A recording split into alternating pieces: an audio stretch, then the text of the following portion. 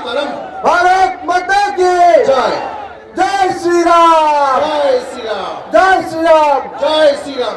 जोगी जी स्वागतम, स्वागतम स्वागतम, जोगी जी स्वागतम, स्वागतम स्वागतम स्वागतम, जोगी जी स्वागतम, स्वागतम जोगी स्वागतम, जी स्वागतम, स्वागतम स्वागतम, जोगी जी स्वागतम, स्वागतम, जय प्रकाश स्वागतम, स्वागतम स्वागतम, जोगी जी स्वागतम, स्वागतम स्वागतम, जोगी जी स्वागतम। स्वागतम स्वागतम। भारत माता की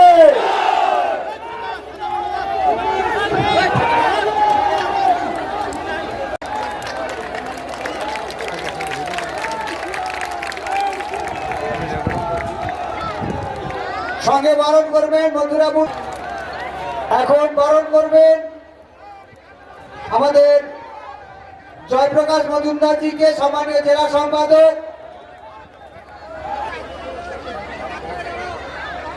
আমরা বরণের পর্ব শেষ করলাম, এখন আপনাদের সামনে বক্তব্য। আরো 2700 কোটি টাকা দিলেন, সেগুলো কোথায় গেল?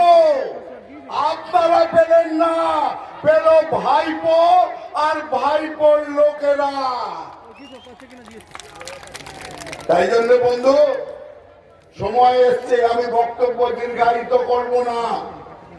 আজকে মায়েরা ভাইয়েরা, আজকে সবাই মিলে ঠিক করে নিন, আজকে সামনের দিন আসছে দিন, বিজেপিকে ভোট দিন, পদ্ম ফুলে ভোট দিন।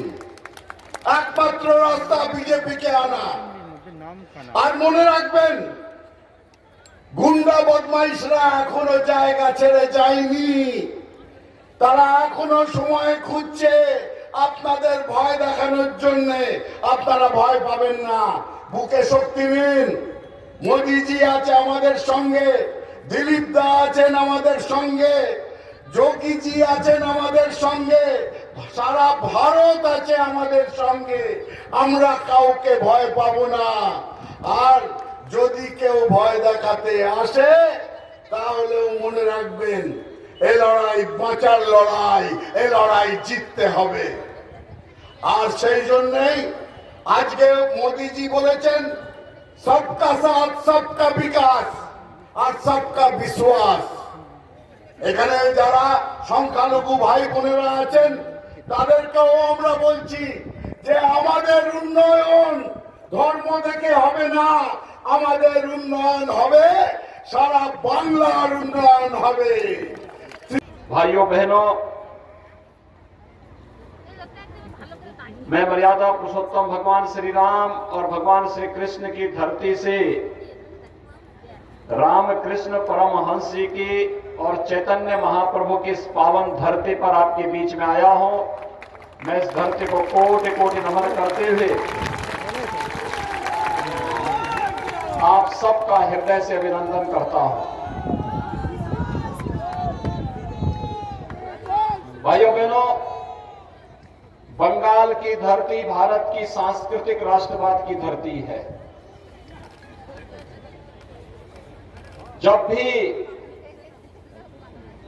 भारत किसी चुनौती से घिरा है, बंगाल भारत को उस कालखंड में मार्गदर्शन देने के लिए उपस्थित रहा है। याद करिए, कभी चैतन्य महाप्रभु ने इस पूरे क्षेत्र में अपनी भक्ति से सनातन धर्म को जीवित रखने का कार्य किया था। और कभी रामकृष्ण परमहंस ने अपनी साधना से बंगाल की धरती को एक नई ऊंचाइयां दी। कभी इस धरती से नेताजी सुभाष चंद्र बोस ने भारत की आजादी का बिगुल फूंका था और कहा था, तुम मुझे खून दो, मैं तुम्हें आजादी दूंगा। और बंगाल की ही धरती है जहां से स्वामी विवेकानंद ने वैश्विक मंच पर कहा था कि गर्व से कहो हम हिंदू हैं। और पूरी दुनिया के मंच पर जाकर के न केवल बांग्लादेश बंगाल का, बल्कि भारत की संस्कृति और भारत की परंपरा को वैश्विक मान्यता देने का कार्य किया था। ये बंगाल की धरती है जहां गुरुदेव रविंद्रनाथ टैगोर ने भारत का पहला नोबेल प्राइज प्राप्त किया था और भारत को राष्ट्रगीत देकर के पूरे भारत में आजादी के बाद राष्ट्रगीत के रूप में किसी की कृति को महत्व मिला तो गुरुदेव रविंद्रनाथ टैगोर की कृति जनगण मन को मिला। और भाइयों बहनों, ये बंगाल की ही धरती है जिसने भारत को राष्ट्रगीत दिया वंदे मातरम के रूप में, जो भारत की आजादी का अमर गीत बन गया, जिसको गाते गाते हमारे क्रांतिकारी फांसी के फंदे पर झूल जाते थे, लेकिन विदेशी आक्रांताओं की, विदेशी फिरंगियों की गुलामी को उन्होंने स्वीकार नहीं किया।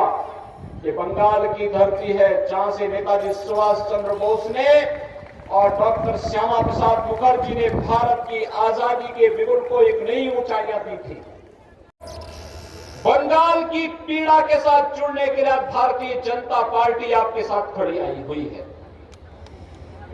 बंगाल कभी भारत का समृद्ध राज्य माना जाता था। बंगाल कभी भारत का औद्योगिक राज्य माना जाता था।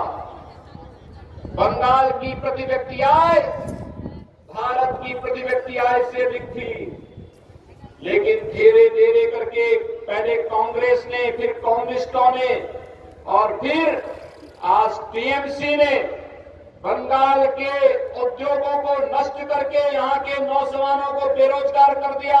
आज बंगाल में उद्योग नहीं, लेकिन टीएमसी का भ्रष्टाचार का उद्योग फल फूल रहा है। टीएमसी के गुंडे किस तरीके से यहां पर अराजकता और गुंडागर्दी का माहौल पैदा कर रहे हैं, ये किसी से छुपा हुआ नहीं है। और यही कहने के लिए मैं आया हूं। अभी 8 दिन पहले भारतीय जनता पार्टी के एक विस्तारक की निर्मम हत्या यहां पर हुई है और हम आपसे कहने के लिए आए हैं भाइयों बहनों, ज्यादा दिन नहीं, कुल मिलाकर के 40 दिन का समय है और 40 दिन के बाद भी आप देखना कि 35 दिन के बाद उल्टी गिनती प्रारंभ हो जाएगी टीएमसी के गुंडों की, क्योंकि तब बंगाल के अंदर तब टीएमसी की सरकार नहीं, भारतीय जनता पार्टी की सरकार होगी और इन सभी गुंडों को ढूंढ करके कानून के शिकंजे में डालने का कार्य किया जाएगा। और यही आश्वासन देने के लिए आज हम सब आपके बीच आए हैं। यहां पर न रोजगार की व्यवस्था दी, न नौकरी की व्यवस्था दी, उद्योग धंधे बंद हो गए। टीएमसी के गुंडे तोलाबाजी करके विकास के लिए आने वाले पैसे को जबरन हड़पने का काम करते हैं और यहां की जनता विकास के नाम पर देखती रह जाती है। विगत वर्ष यहां पर एक साइक्लोन आया था।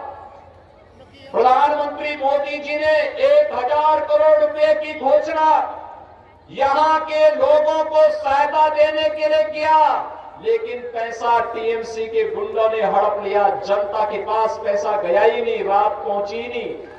सरकार ने जनता के सामने ये पहुंचने ही नहीं दिया। इसका मतलब टीएमसी का विकास में कोई रुचि नहीं।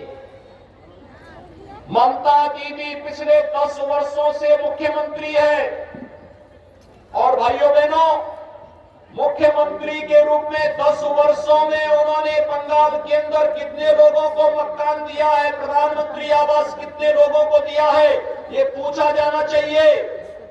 अकेले उत्तर प्रदेश में 4 वर्ष में भारतीय जनता पार्टी की सरकार ने 40 लाख गरीबों को एक आवास यूपी के अंदर दिया है। 2 करोड़ 61 लाख गरीब परिवारों को एक शौचालय उपलब्ध कराया है। 6 करोड़ लोगों को आयुष्मान भारत में 5 लाख रुपए की स्वास्थ्य बीमा का, आरोग्यता का बीमा कवर उपलब्ध करवाया है। और भाइयों बहनों, 2 करोड़ 42 लाख किसान परिवारों को 6000 रुपए सालाना प्रधानमंत्री किसान सम्मान निधि देने का काम किया है। मैं पूछना चाहता हूं ममता दीदी से, आखिर ये लाभ बंगाल की जनता को क्यों नहीं मिल पा रहा है?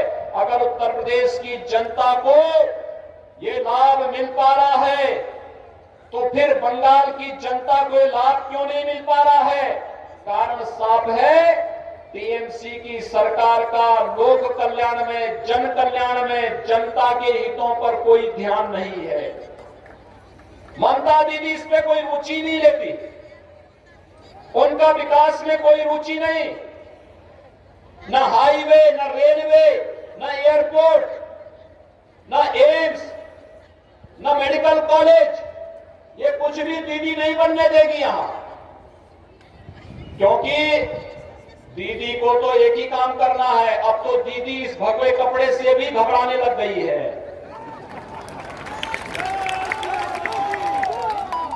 ममता दीदी को मालूम होना चाहिए कि भगवा भारतीय संस्कृति का प्रतीक है। आप सामने देख रहे होंगे भवन, और सामने एक और भवन, ये भी भगवे रंग से रंगे हुए हैं।